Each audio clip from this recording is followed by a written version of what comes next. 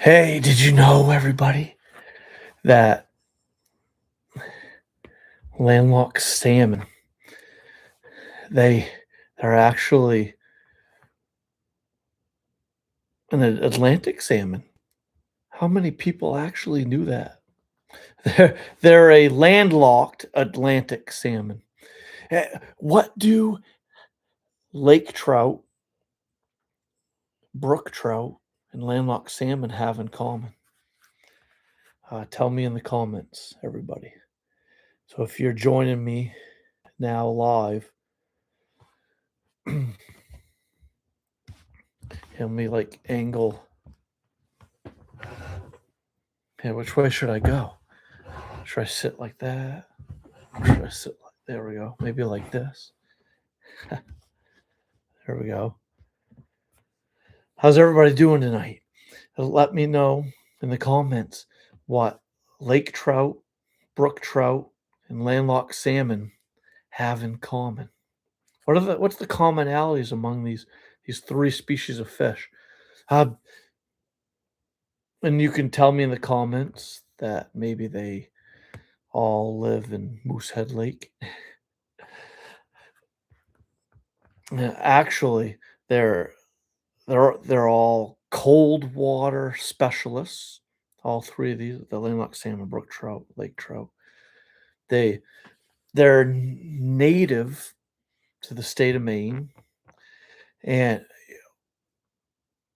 I don't know, it's 17, 20,000 years ago, or like during the receding of during the last glacial period, the last receding glacial time of the glacial of the ice age, for like thousands of years ago, the receding glaciers carved out the landscape and geography of the state of Maine and left behind pristine, cold, deep basin, really deep basin lakes and ponds, and left behind real pristine, cold, highly oxygenated mountain streams, rivers, and obviously all these different fish species were created however you believe they were created, whether it be by God or how what just science. If you only firmly believe 100% in science, that regardless of what your beliefs are and how the different fish species came to be, well, all we need to know is that there were lake trout, there were brook trout, there were salmon, landlocked salmon, and many other hundreds, thousands of different types of freshwater and fish species living in the ocean and so forth. So now, when it comes to landlocked salmon, hence the name landlocked salmon, they were given that name because the receding glaciers left a lot of them landlocked, trapped in landlocked ponds, streams. Landlocked ponds and lakes. And the landlocked salmon that we know today still have Atlantic salmon tendencies. They still will want to like navigate in streams and rivers during their spawning. That and another thing too, I asked everybody, what do lake trout, brook trout, and landlocked salmon have in common? What are the commonalities among lake trout, brook trout, and landlocked salmon? There's many of them. And I want you to tell me in the comments. Excuse me for a moment, I'm typing in the chat. I want to get this chat rolling. We need this, we need this to be a group conversation. I don't want it to just be me being blabbermouth here. I want to see some comments. I want to see some questions that I can answer. I would like for all of you to chat away. Tell me what you know about the landlocked salmon. and brook trout, lake trout, or any fish, freshwater, cold water, freshwater species for that matter that you might know lives in Moosehead Lake. So what commonalities? Did I spell that right? Do lake trout, brook trout, and landlocked salmon have? Yeah, whatever. Anyways, type away. So I mentioned a couple things that they're all native to the state of Maine, and how that they came to inhabit the state of Maine's lakes, ponds, rivers, stuff is because they were created is like by a higher power, right? By science, by God, by Himself.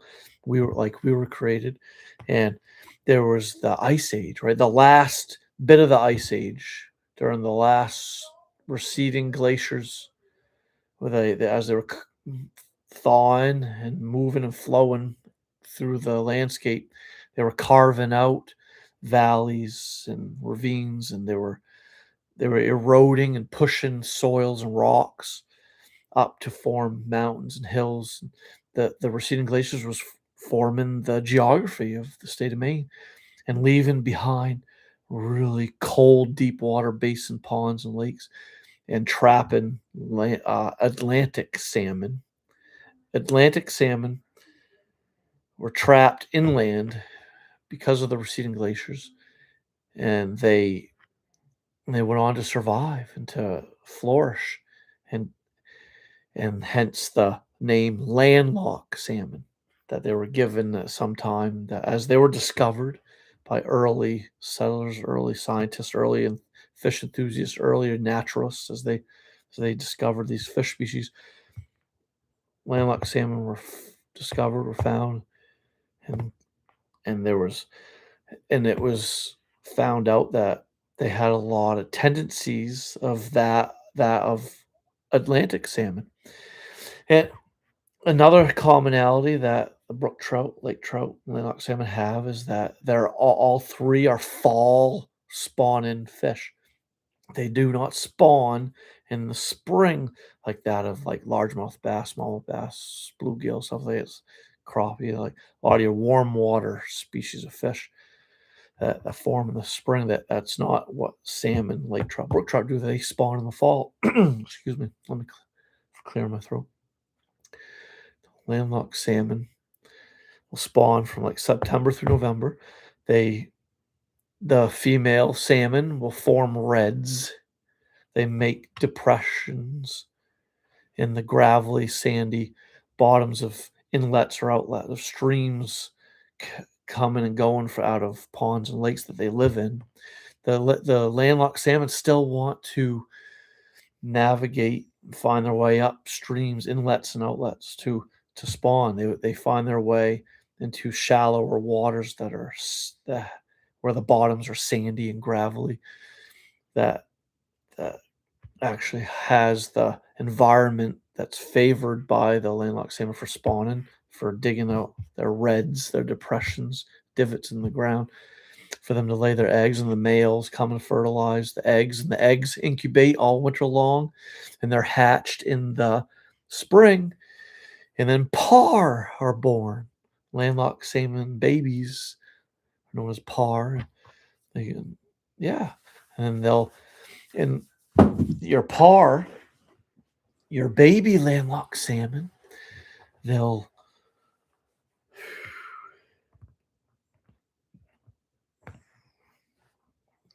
they'll grow up to mature, and once 3 years old, the salmon they'll be able to reproduce, mate, so reproduce more salmon, so forth, so on. Now, landlocked salmon, they're cold water specialists in that. Excuse the pause for a moment, everybody. I'm just looking to see if anyone's joining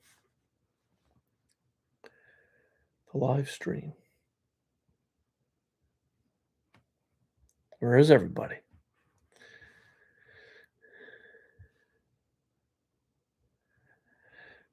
Surprisingly enough, I'm not seeing anybody on here.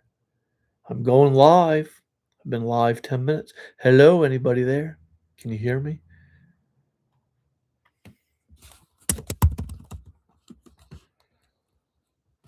Uh, leave comments here.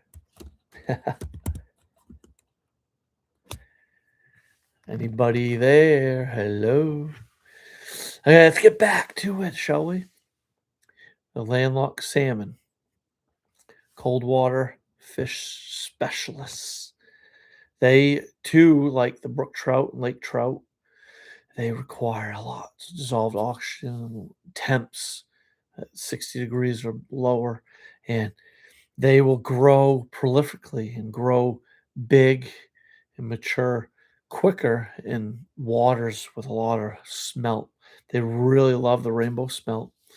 Rainbow smelt and other minnows and other fish species stuff were native to these cold water, deep, deep ponds and lakes that like that of lake trout, brook trout, landlocked salmon. And these smaller fish species like shiners, smelts, and so forth, so on, and like and perch and burbot or not burbot, whitefish and Cisco and things like that. They all became food for your bigger, food for your fish that can grow very large, that can grow to like 5 or more pounds and grow over 20 inches in length. Landlocked salmon can exceed 20 inches and exceed 3 to 4 or 5 pounds, and especially in waters like that of Moosehead Lake that have a lot of favorable food items like the rainbow smelt. So does anybody have any questions?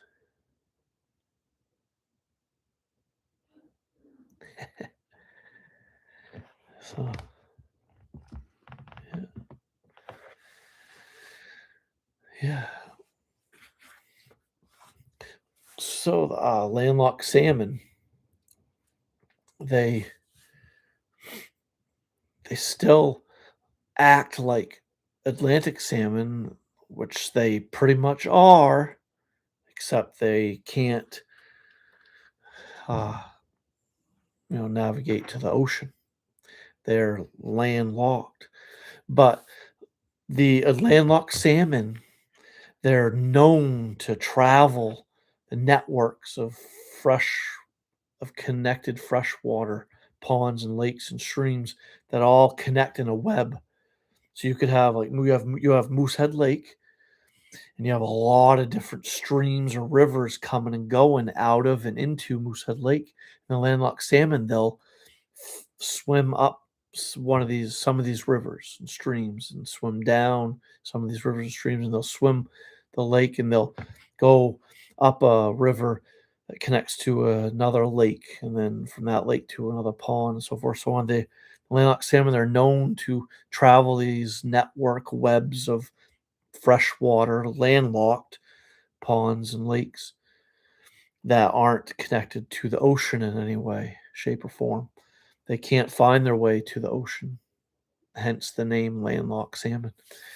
But they're still going about their daily lives as if they're still an Atlantic salmon because they still, in their minds, are still feeling like an Atlantic salmon. that So, I mean, how neat is that? It's just so cool. The history of these fish is just amazing. It's be, just always amazes me at learning these cool historical like learning about the history of all these like fish, like the lake trout, brook trout, salmon. Now, landlocked salmon, they they've had some trials through the years, and they said to this day they still do. You've got to picture now back in the 1700 early 1700s, late 1700 into the early 1800s and on to till and on to today, to current times, there's always been logging operations. And what happens when a logging outfit goes into a forest and drops trees? They're they're disturbing the land. They're creating erosion and disturbing the soils. They're disturbing the mountain streams and lakes and ponds. They're leaving roads behind so that humans can easily access these once pristine, uh, rem- like uninhabited areas of the forests and mountains that had native landlocked salmon and other species like like brook trout and lake trout and so forth, so on. And so when the logging industry was booming, it introduced pollutants to the waters that landlocked salmon inhabited, and introduced other things to the water bodies that caused the waters to warm and to deplete the dissolved oxygen. And invasives were introduced to a lot of bodies of waters, like invasive aquatic plants, invasive fish species that the landlocked salmon had to compete with, and probably didn't win over the other fish. And so what happened as time went on, and this still happens to today, unfortunately, some lakes and ponds that once had a fishery of landlocked salmon, they no longer do.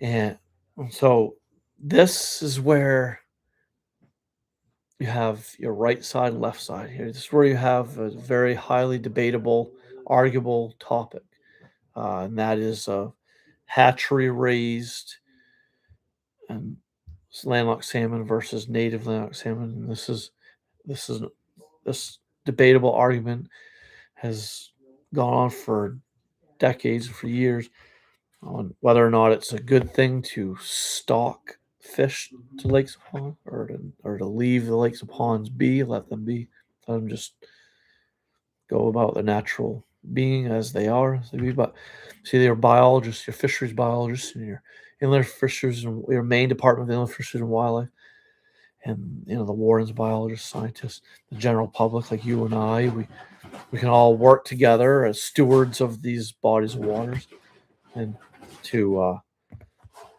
help the fisheries, to help the hatcheries, to raise landlocked salmon and other fish like brook trout and lake trout, and so forth, so on, and other fish that the Department of Inland Fish and Wildlife and the biologists want to stock into certain bodies of water to help bring back that fishery of landlocked salmon or brook trout or lake trout. That in these lakes and ponds that are being stocked with these fish, they once had native populations that were flourishing, but because of logging and human encroachment and human populations booming, uh, you can just use your imagination of all the things that humans have done throughout hundreds of years that have polluted and disturbed bodies of waters that once harbored native fish species. They It wiped them out.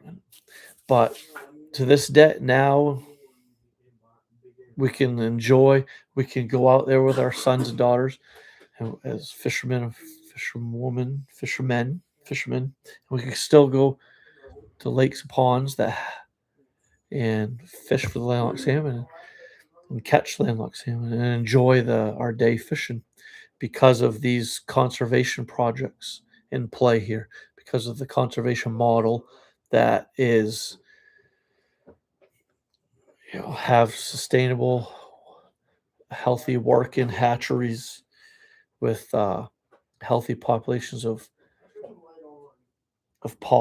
landlocked salmon par that are being raised, taken care of, and nourished to adulthood, or to that size that's favorable for stocking, and then hence the stocking of lakes and ponds with landlocked salmon, so forth, so on. So I think I'm gonna have to end this live stream sooner than later because I'm not getting any participation.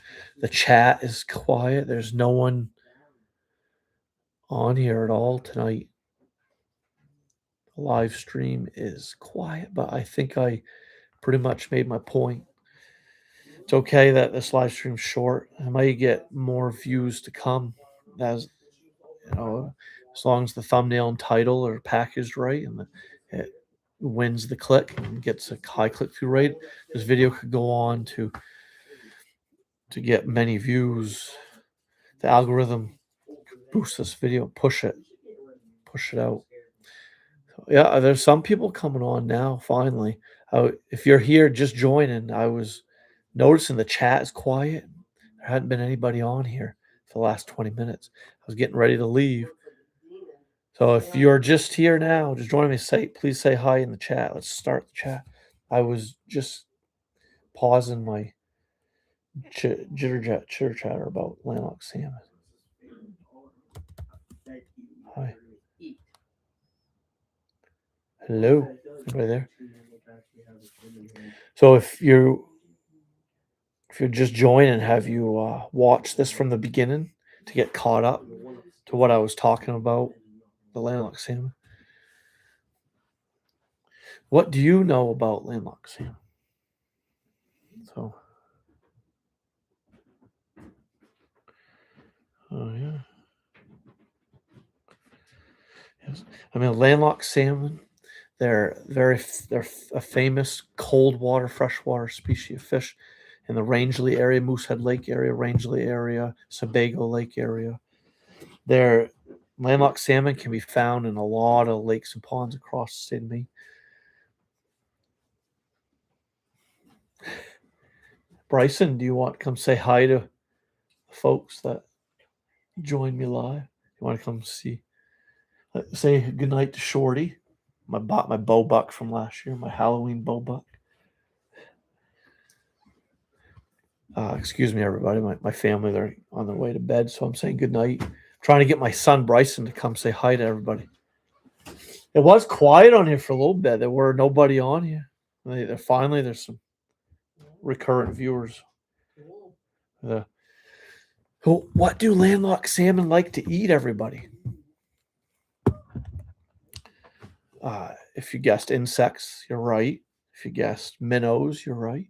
How about small perch and chubs and the landlocked salmon like that of brook trout, lake trout?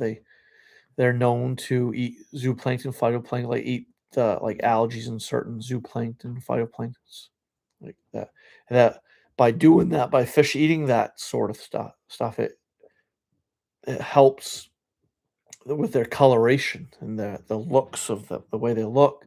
They're a lot of how fish look is obviously based on genetics passed down the line, and obviously what they eat and the health of the body of water that they're living in.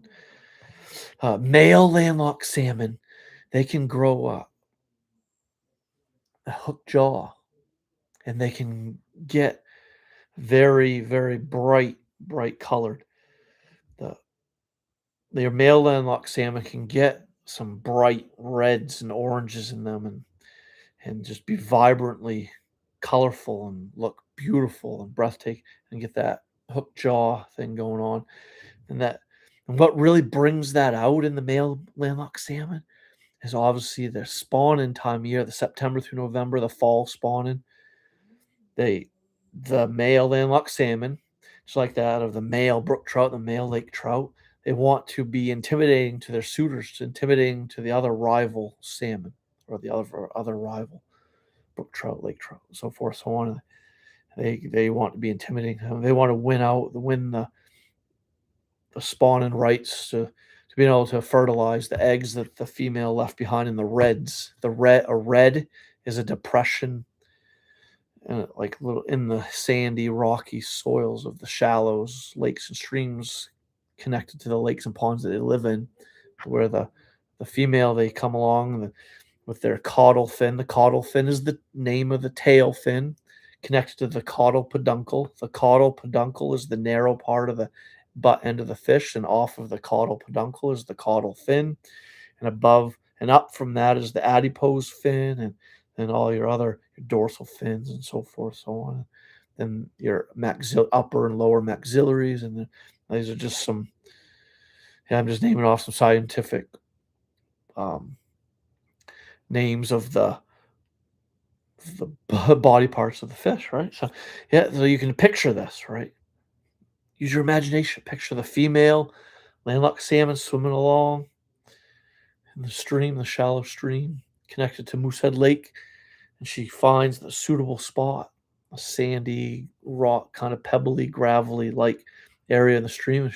She'll take her caudal fin and she'll use her belly and her caudal peduncle, and she'll use her tail and body to brush away the sandy, gravelly gravel to form a depression or a red, and then she'll lay eggs there. And the male landlocked salmon will come along and fertilize those eggs, and then they incubate all winter long, and they hatch in the spring. And then what are born are little salmon par. How neat is that? So, what do and yeah,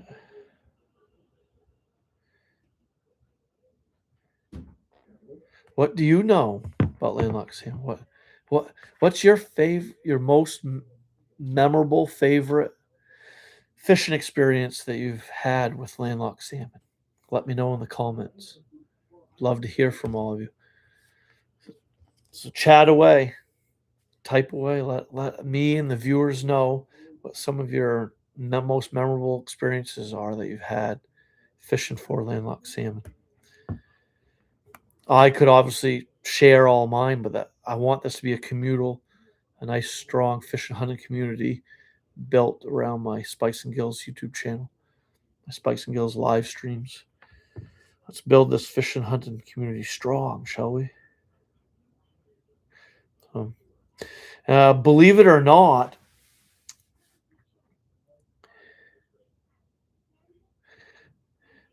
um, yeah, I don't know if you already knew this, but Maine actually became a quick leader in fish hatchery programs. The state of Maine has fish hatchery programs in effect play that raise brook trout, lake trout, landlocked salmon, and that raise and grow these once native cold water specialist fish that and that so that these lakes and ponds that have been depleted of landlocked salmon can once flourish with a nice population of landlocked salmon again, so that us fishing enthusiasts can go out there and enjoy catching landlocked salmon. Oh, and landlocked salmon, they have fast become fly fishermen's one of the most favorite sought after cold water fish, freshwater fish species because of the acrobatic leaps out of the water. When hooking on to some of these landlocked salmon in rivers, lakes and ponds during open water fishing, you can have quite a fight. These landlocked salmon are known to leap a foot or more out of the water and be very acrobatic and roll and tumble. They put on a really big fight and put on a show for fishermen, and fishermen become very addicted to fishing for these things. And the, they're really an iconic fish species for the state of Maine. People travel from all over the world to come to like the state of Maine and to Labrador, Canada, Quebec, and Labrador, Canada, and to the northeastern part of the United States to target the landlocked salmon. And also, they people travel from all over the world to come to the New England states to try to catch a trophy brook trout or lake trout, and also landlocked salmon, so forth, so on. How cool is that?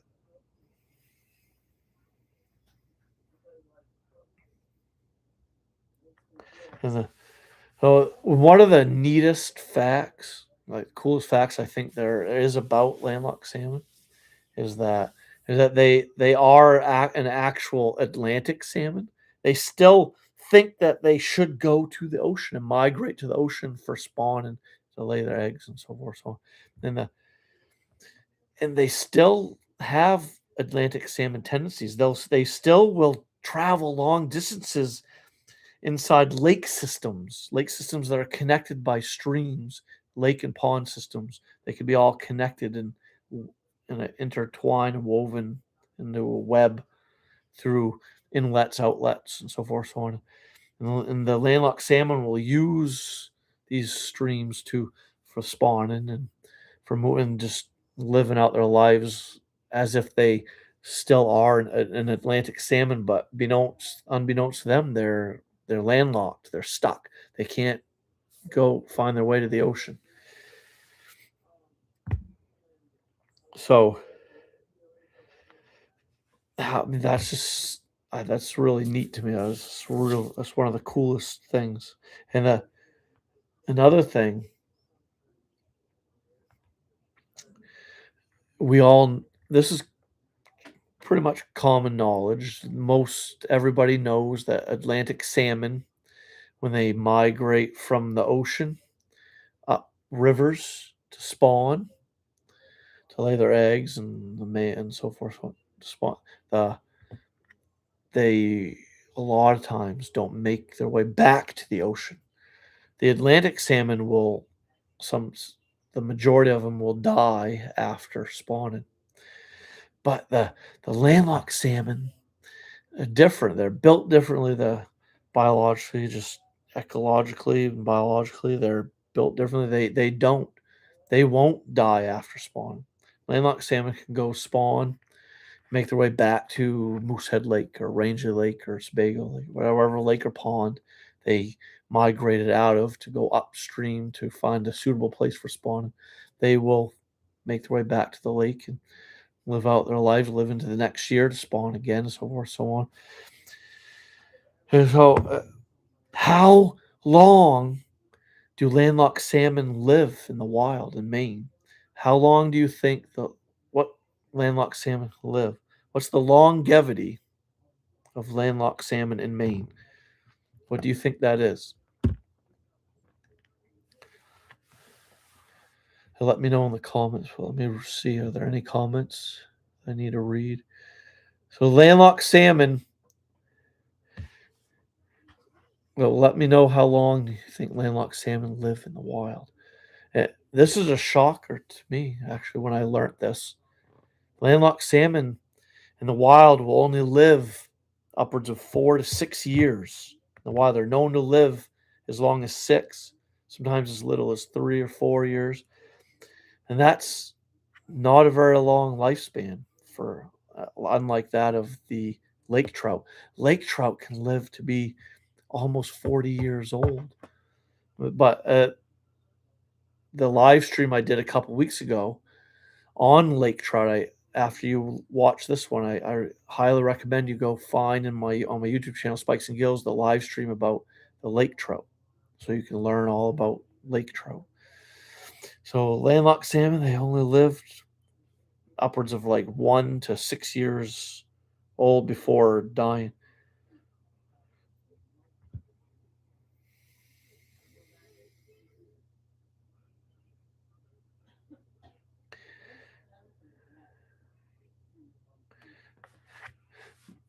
So, did I leave out any questions?